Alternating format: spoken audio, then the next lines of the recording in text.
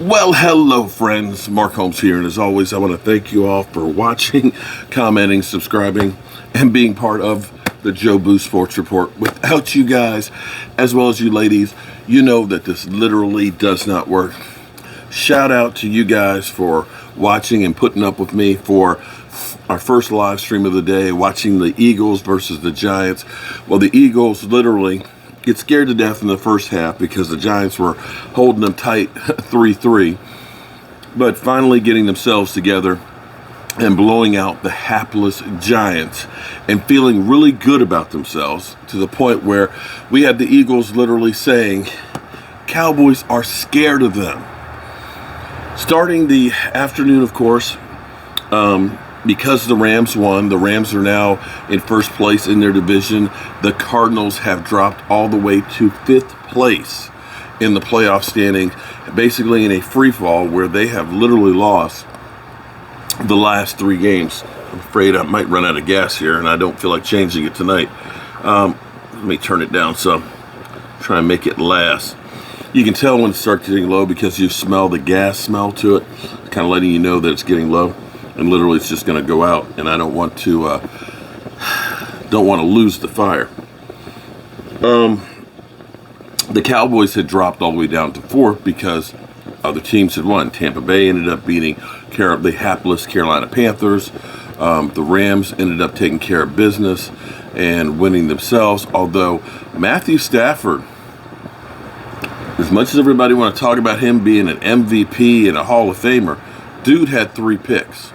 And it was funny because this morning when I did my morning video, I was playing a clip from Get Up where they were saying that, they expect the Cowboys to be one and done because of how good some of the other teams like the Cardinals and things were playing and stuff, and the Cowboys can't just turn it on and turn it around. And I'm like, do you realize in 3 weeks where the Cardinals went from?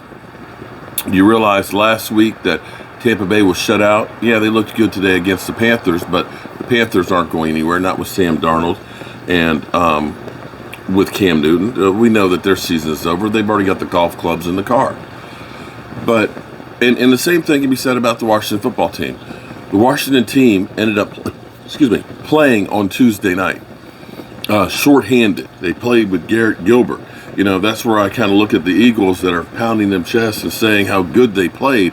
You were playing against a bad team. And I want to say that same thing with the Dallas Cowboys, that we were playing against a bad team that's coming off of COVID. But you were also playing a division foe. And you were playing like the team that had already won the division. And you played the way above and beyond the way you should have against a bad team. You finished the game the way you were supposed to. You stomped on their throat and you choked them out. And all of the Lions ate. So tonight, my game balls. I don't think we have enough balls to give around. There's so many guys to look at that this was probably the first time that you've actually seen the Dallas Cowboys on all phases put a game together. Because usually we have great offense and then terrible defense.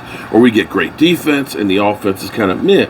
Or we have great offense and bad offense, defense and special teams. Or special teams were bad. This game literally had all 3 phases play well. In fact, all 3 phases scored. We'll start out with my quarterback, Dak Prescott, that has been trashed to no end. The Dallas Cowboys, going into this game, were the number 1 scoring offense in the NFL.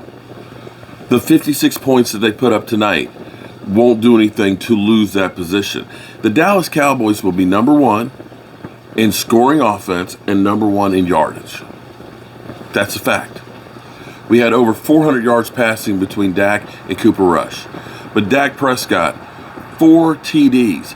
But not just 4 TDs. Dak hit a running back, a wide receiver, a tight end, and an offensive lineman. There's 2 guys that have done that. Him and Kurt Warner. Nobody else. Add that to the list of things that Dak Prescott has accomplished. Zeke Elliott and Tony Pollard, they didn't do that many rushes. We only had about 70 yards, maybe rushing total.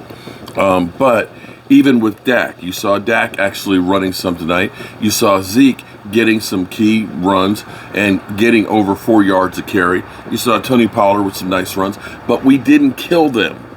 We got them a little bit of work in, but we're able to let them get some rest and continue to heal. So first game ball, of course, goes to Dak Prescott. Second one goes to the offense and the offensive line in general for keeping Dak Prescott upright. I only remember one time that we saw a guy on Dak's leg there, and you saw Zach Martin, of course, on top of him. That was an offensive performance like you like to see. Another game ball to Amari Cooper, who they took the interview with him, took the press conference where he was asked, "Are you frustrated?"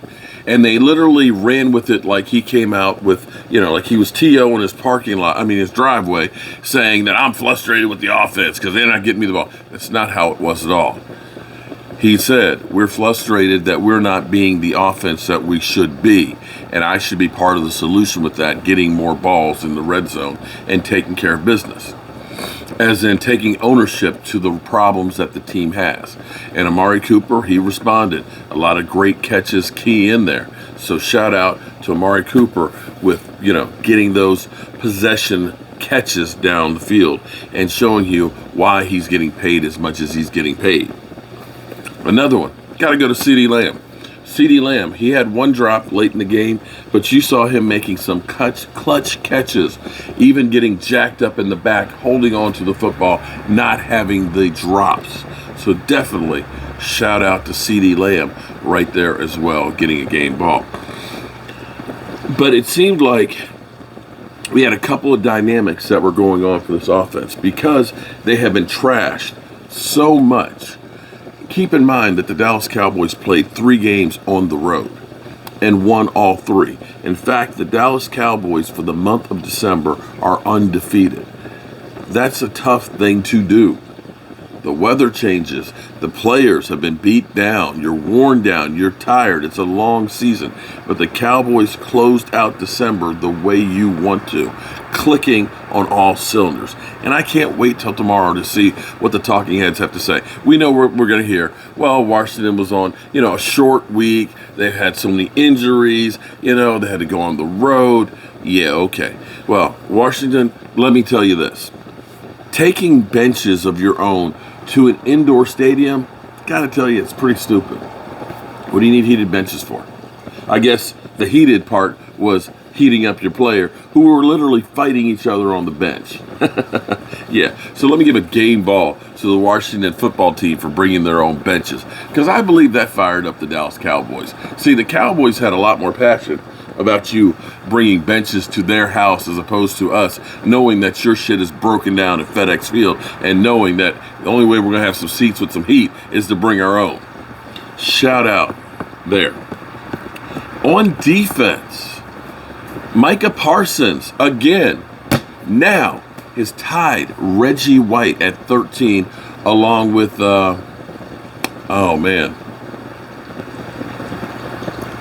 Colt. There's a Colt defender with 13. I can't remember his name right now.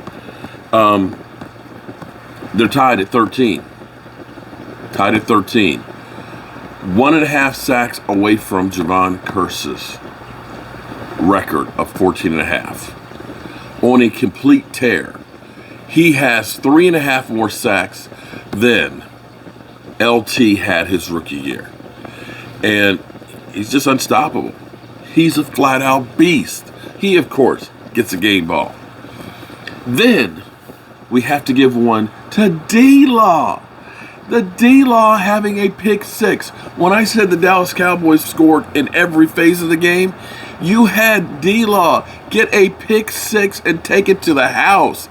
D-Law gets a game ball. Oh, my God. That was a thing of beauty.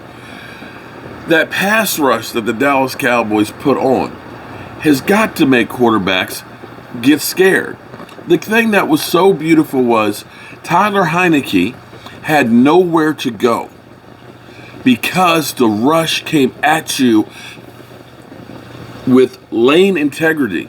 You got to push for the first time in the middle. You got the guys coming the outside. If you're the quarterback, you are in the trash compactor in the Death Star, and the walls are closing in on you. You've got nowhere to go. You've got to get rid of the football, and when you do, you get a guy like Diggs that got his 11th, tying the Dallas Cowboys record with Everson Walls. God, I said Everson Griffin, jeez. Everson Walls, who was in the house with 11 freaking interceptions. 11 interceptions, and we still have 2 games to go. He, of course, gets a game ball. Whew, there's so many to give out. How about special teams? Our punter, I don't know what the hell he's got in his leg, but the way that mother humper kicks the football, that thing, you would think that they put helium in the football, because it's like that thing goes up. Is it ever going to come down? Our punter gets a game ball, but not the only one on our special teams, because our special teams, our punt team, blocked the punt and got a freaking touchdown. Another way, the Dallas Cowboys got another score. And then finally, when you look at this draft, first of all, let me say thank you very much, Philadelphia, for trading with us, trading so we could trade back and take Micah Parsons. Micah Parsons, without a doubt, is Rookie Defensive Player of the Year. And in my mind, I don't know what T.J. Watt did today, but unless T.J. Watt gets over 20 sacks, to me, the Defensive Player of the Year is Micah Parsons, because he is the biggest part and reason why this defense went from 29th last year to, we'll see what they are tomorrow, but you got to say that they'll be a top 5 in scoring defense after only giving up 14 to Washington. With that trade, not only did we get Micah Parsons, but we picked up a 3rd-round pick, and that was where we used on Golston. Golston ended up recovering the ball on the punt block in the end zone and, of course, getting that score. But also, when you look at this draft, the amount of guys that we have that are playing and doing so much for us, it's unbelievable. Because tonight, we got Boss Man Fat, Kevin Joseph, because Jordan Lewis was injured, finally got some really playing time at cornerback. And dude is a hitter. Dude is a playmaker. He is coming with a load, and he's coming to get you. And you look at that and say, my God, between Diggs and him, that in the future, our secondary is going to be better than it's been in forever. And FYI, I want you to understand, it's been forever since we've had a Pro Bowl corner. I think it was Deion Sanders being the last one we had. So count your blessings with that. And so now, we got 2 games left to rock this funk, to separate the good stuff from the junk. Time to get in the groove and hear the sound. Because once you're inside, spread yourself around. Yeah, old school rap. We got the Cardinals this week. The Cardinals with Kyler Murray that are free-falling. Kyler Murray, who once said that the Dallas Cowboys were trash, garbage, something like that. And this is a chance for the Cowboys to, again, take another step and to make sure they hold on to second place in the playoff seeding. Our hopes, of course, is Green Bay loses to Minnesota. And I think after that they play the Lions. So really, next week will be the determining factor. But we can't relax because you've got the Rams that are, steaming right behind us. You got Tampa Bay that's right there. One loss, and all of a sudden we could drop down to 3rd or 4th real easily. So we can't really look and say, let's rest people, because we got to play. And with that being said, it is probably about 12:30 at night here, and I got to get up in the morning because I got a lot of racks and Joe Barty's I got to do. I got to get down to see my cousin, my cousin who, he called before halftime and was like, man, this game's over, man. I'm going to bed. Whew. I guess I won't be hearing from Washington fans until next year. It's all good. God willing, I'll see you guys tomorrow morning. Enjoy this win. But tomorrow we got to get back to focusing on the Cardinals, the Eagles, and the playoffs. Peace.